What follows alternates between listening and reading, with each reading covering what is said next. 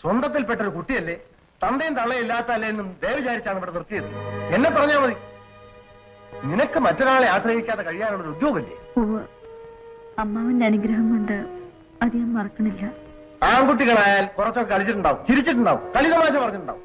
അവനൊരു നല്ല ആലോചന വരുമ്പോ നമ്മളൊക്കെ സന്തോഷിക്കല്ലേ വേണ്ടത്, നീ അടക്കം.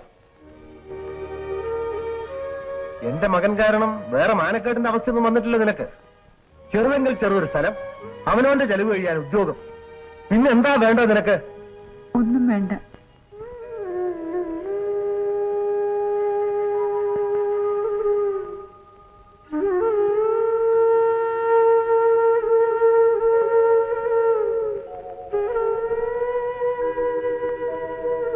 പറഞ്ഞു, അമ്മാവനിപ്പോ എല്ലാം പറഞ്ഞു.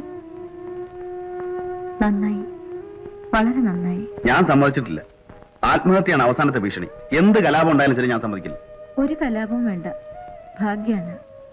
അമ്മാവൻ ഇടയ്ക്കിടയ്ക്ക് പറഞ്ഞ പോലെ ദൈവാനുഗ്രഹം. കൂടുതൽ ഉയരത്തിലെത്താൻ അവസരം വരുമ്പോ എന്തിനു കലാപം? നിന്റെ അകത്ത് ഇപ്പോഴുള്ള അമർഷവും പരിഹാസവും എനിക്ക് ഊഹിക്കാം. ഏയ് വെറുതെ. എനിക്ക് എത്ര വലുതാവണ്ട, ഞാനങ്ങനെ ആഗ്രഹിച്ചിട്ടുമില്ല. വലുതാവണം, ഞാൻ ആഗ്രഹിക്കുന്നു. വലുതാവണം. അമ്മുക്കുട്ടി, നീ എന്നെ ഒന്ന് ശപിക്ക്.